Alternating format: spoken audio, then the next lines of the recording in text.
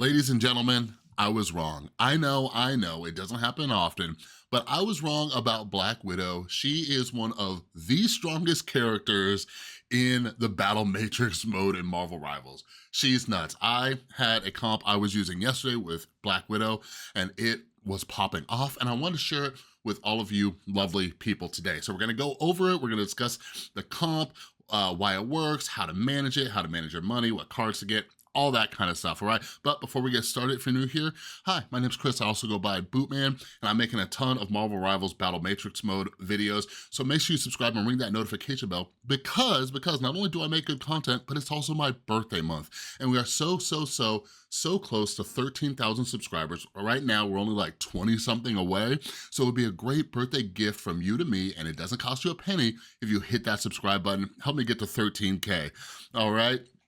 So anyways, let's jump into it. So this is a 4-healer comp, and I think 4 healers works in a lot of different ways. 3 healers is pretty good too. I was experimenting a lot yesterday, but man, I just love Black Widow so much, okay? So with this one, you know, you have a lot of tankiness in Venom, and you have 4 healers who are keeping everybody alive, but we're gonna teach you a little trick that make the healers do some crazy damage later on. Then you have Black Widow who pops off, and I'll explain that in just a second too. All right, so let's break down the lineup of this team. So first up, we have Venom. Venom is just, if you checked out my tier list video, Venom is just top tier. He is very tanky, especially when you get like his King in Black ability where he just gets larger and larger and larger, and he's just getting tankier. As far as the King in Black ability for him, I'll stick to what I said in my last video about the 6 tank build. I don't think you have to get it until round 11 when you start getting 2 hero cards. So like, you don't have to rush it. You can, I think with 4 healers, it's a little more justified to get the King in Black ability earlier because Venom will be staying alive a lot longer. It's more likely that he'll get his ult off. But with some of the other abilities that we're looking for with the other heroes, you know, you don't have to prioritize it, but if it's right there and you don't want to gamble, by the way, the whole gambling of re-rolling, you got to be smart about it, and I'll discuss that in a later video. Anyways, Venom is your solo tank here, and you just want him to be super tanky. By the way, yeah, as far as like the tank and the duelist goes, Black Widow, which I'm gonna talk, I don't think these 2 are replaceable in this build, but the healers I'm about to go over, you can kind of rotate them around. So next one is Black Widow, okay? Black Widow, in my tier list, I think, I can't remember if I put her A or B tier. I remember saying like, I saw the first place person using Black Widow a ton. I hadn't used her yet, so I wasn't like 100% sold on her. I kind of understood how she worked, but I was like, I'm just gonna put her here to be safe. Now that I played with her so much, S tier. Black Widow is easily S tier. And here's the reason why. This ability right here, Sniper Elite. If you get this, if you have Black Widow on your starting lineup, you don't have to like, you know, sub anybody out to get Black Widow because she wasn't on your like first roll. You need to get this ability as soon as possible. It says Straight Shooter, which is her primary fire, deals 10 additional damage per hit.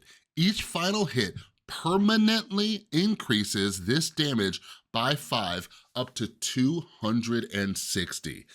So, like, if you get this ability first, and by the way, this thing scales even on the bot rounds when you fight those big purple, like, practice range bots, it scales during that.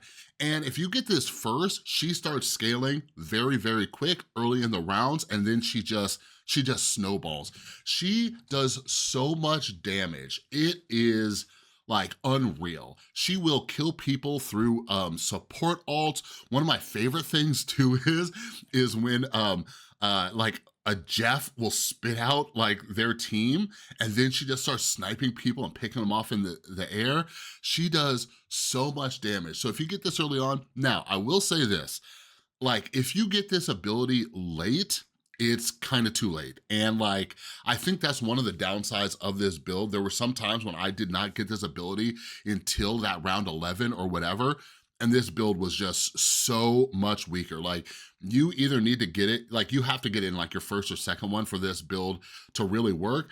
If not, Black Widow's still doing some damage and she's still decent, but like you really want her to start scaling or she's not going to be able to handle the tankiness later in the game, okay? Like when people get really tanky and if you scaled this properly, like I didn't even have it maxed out sometimes when I was reaching the later rounds, like around like, 16 to like 20-ish, and she was still popping off. So you really wanna get this in the first and second round or you're kind of screwed, okay? So these next 4 healers, these are the ones I like to use. I'm sure you could rotate them around. I will say this, I think Loki and Adam Warlock, I can't remember where I put Adam on my tier list, but Loki and Adam Warlock I think are easily S tier. Jeff, I'm gonna go over him in a second. I think Jeff might be S tier now too. I think Jeff might be S tier. I had some issues with him, but since playing with him a lot yesterday, I think he might be S tier. So anyways, let's go over Loki. So Loki, obviously, his shift is very powerful. His clones are very powerful. His ability to copy other abilities is very powerful. Loki will sometimes screw you and he'll just like copy Venom's ult. He'll copy Black Widow's ult. Like you really want him to kind of copy your support ults, but sometimes he doesn't. But I think Loki is S tier. You want him. He's doing a lot of healing. He's doing a lot of damage. Like when he pops his healing ability, like your team is basically invincible. He has his cards where, you can get extra illusions, it'll decrease the cooldown. Very, very, very good. Then there's Adam Warlock. Resurrection in this game is just incredible. With this 4 healer comp, Adam Warlock manages to stay alive a lot longer. Others stay alive a lot longer. One of the things with Adam Warlock is that I think is very beneficial is that he revives, right? So even if he dies, as long as he has his ultimate ability up, if he dies, then they run away from him as he's respawning, and then he just has free reign to pop his ultimate, which is nuts. I will say this, I played so much Adam Warlock yesterday, and there were countless times where he had his full ultimate charge. He had perfect opportunities to start his resurrection and he didn't. And I don't understand the game logic behind it and how it's deciding when to do it. Like I was like, oh, maybe he's not doing it because my whole team's alive, but that wasn't the case. Like I would have dead teammates and he would just be off by himself with a full ult charge and not pop it. And there were other times when my whole team would be alive and he would pop his ult. So like, it can get a little finicky that way, but it's such a good ability, especially later in the game. And if you have some of Adam's abilities, like, cause you can make like your team like invincible for like a couple seconds after they respawn, they can get extra health, they can do more damage, all that. But anyways, Adam, very, very strong. So then there's Jeff. Jeff is very strong. So yesterday I was playing a game. It was one of the first games I was playing when I was practicing this lineup. I didn't have any great abilities, any great hero cards. I was like, you know what? I'm gonna get this Jeff card that gives him 3 streams instead of 1. And holy crap. This ability, like if you don't have Black Widow's ability, but you have Jeff on your starting lineup and you can get the triple streams, get it. Like it does so much damage. I was like looking at the stats and Jeff was pumping out so much damage. Since Jeff's balance change and his spray now does damage too, he's firing 3 streams. And since it pierces through your teammates and hits the enemies, he will take out so many people in the early game. Late game, like it's not as effective at doing damage, but it's healing, it's doing its job. But oh my God, I cannot believe how strong that is. So I would never say to prioritize this over Black Widow's ability, but get it. Later in the game, I don't think it's that great.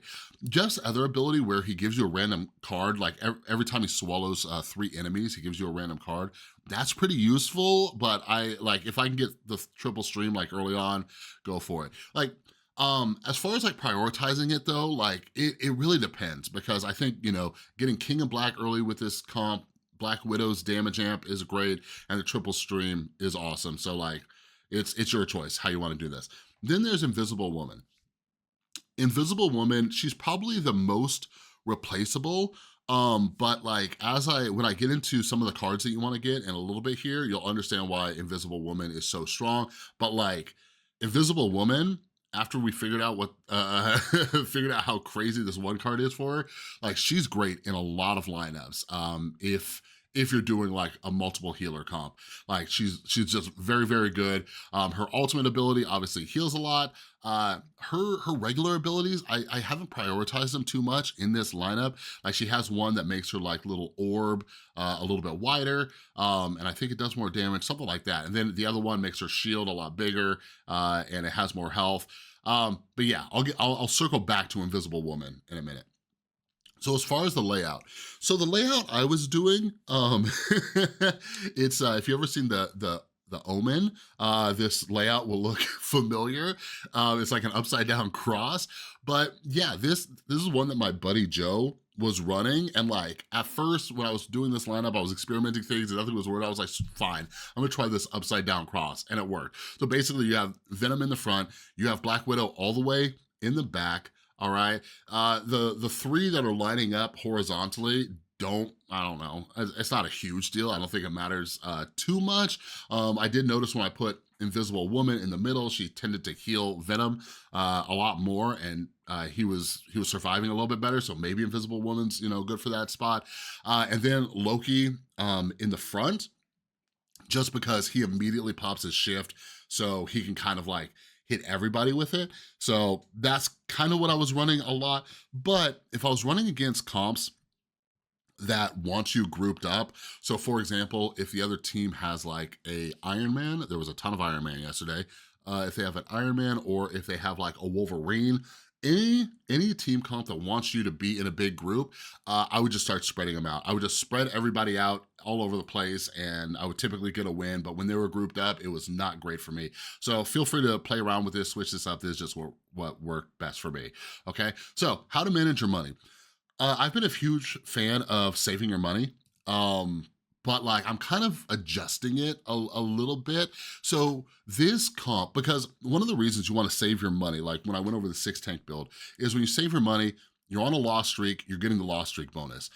This lineup, even if you don't buy any cards early round, you're going to start winning. Well, once you start winning, now the loss streak bonus is completely out the window, right?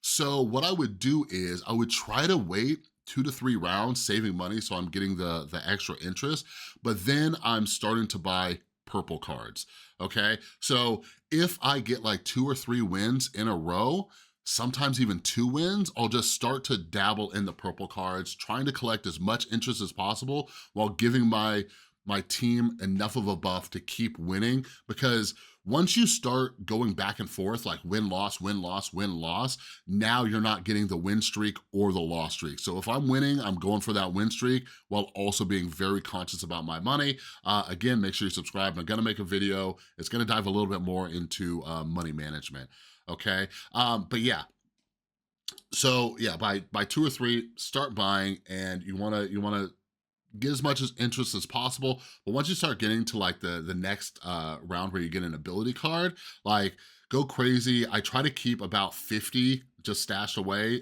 just so I'm getting max interest. And typically when you're buying just purple cards, that'll sustain you enough for a while. Yeah, so do that. Now let's talk about what cards to get. So I go all in on purple. I think that's the strategy with just about, unless you're going 6 tanks, or like 6 anything, I think across the board, the strategy is to just go all purple, just all purple for a while, all purple. Some people go all purple from start to finish, but as I'm about to discuss, we're gonna get some greens here too. So I get purple all the way up to level 40. As far as what abilities I'm looking for, you really wanna get alt charge. So if you can find alt charge, get it. Like the purple ultimate charge, or something I was playing around with that my buddy suggested too was, if you see the green card pop up for alt charge as well, you might wanna get that, okay? I believe it's called charged acceleration. So I would get purple, purple, purple, just a million purples. But if charged acceleration for the healers popped up, I would sometimes just get it. I would just be like, okay, you're right there, you're only 5, I'll get it. It helps all your healers get their ultimates a lot faster, which is very useful, okay? So then we're going into green, okay? We're going into green after we get 40 of purple, because you are looking for a card called Deadly Healing, okay? This this card with Invisible Woman, I think some people are starting to catch on. So the story is, one time I was playing a game and I had no idea what was happening because the opponent was popping Invisible Woman's ult and I kept dying. And I would see the little obituary in the top right that I was just dying constantly to Invisible Woman ult. I'm like, how is this possible? And then me and my buddy, we were like experimenting and stuff, and we see that there's this green card called Deadly Healing. So you have to get, it's a second tier card, so you have to get your greens up to level 10 first, and then Deadly Healing does, I believe, 10% of the healing done for any AoE healing effect does damage too. So, oh my God, when Invisible Woman pops her ult, it just melts people. They melt, okay? Later in the game, at 1 star, when you only have 1 star of it, it's doing damage, but it's not gonna do as much. So like the later in the game you get, you really wanna level this thing up, try to get 2 or 3 stars. But either way, like it shreds people. It's almost unfair. Like this combination of Invisible Woman with Deadly Healing, it seems like they're gonna have to like tune it down a little bit. I've been curious. I want to test it with some other healers too. Like I'm not sure if it's like as strong with like Luna Snow, because that would be kind of nuts. Like Luna Snow just like kind of chasing people around as your team's following them. So that might work too. I've just mainly seen, I think I've only seen just a ton of kills happening when it's paired up with Invisible Woman. So yeah, I go purple into green, and then like once I get Deadly Healing, I'm kind of just like going back and forth between green and purple. You know, sometimes I'll get purple, you know, just like all the way up to like 60 or 70, but you know, I'm still looking for Deadly Healing whenever I can, or if I get like one of those like super rare legendary cards for green, I'll pick one of those up as well. But anyways, this one won me a couple first place finishes yesterday. I think as you get into the higher ranks, I believe there's MMR based matchmaking in this mode. I could be wrong, but this thing, like I would lose to some comps, but like I was consistently getting top 3 with this consistently. And like I said, Black Widow is nuts. All the healers is crazy. I have some other builds that I'm gonna be making videos about. Some of them involve like 3 healers instead of 4, but just like the healers in this can do damage and sustain your team. So very good. All right, let me know down in the comments below, what kind of comps have you been using? I've been loving seeing all of your guys' recommendations down below. I like testing things out. I'm a tester. All right, but anyways, that's all I got for this video. If you like this video, please give it a thumbs up. And if you're new, again, remember, it's my birthday month. A free present from you to me. Help me get to 13,000 subscribers. Hit that subscribe button. But I'm also gonna give you the gift of some amazing Marvel Rivals content. All right, but anyways, that's all I got. Have an amazing rest of your day, and I'll see you in the next one.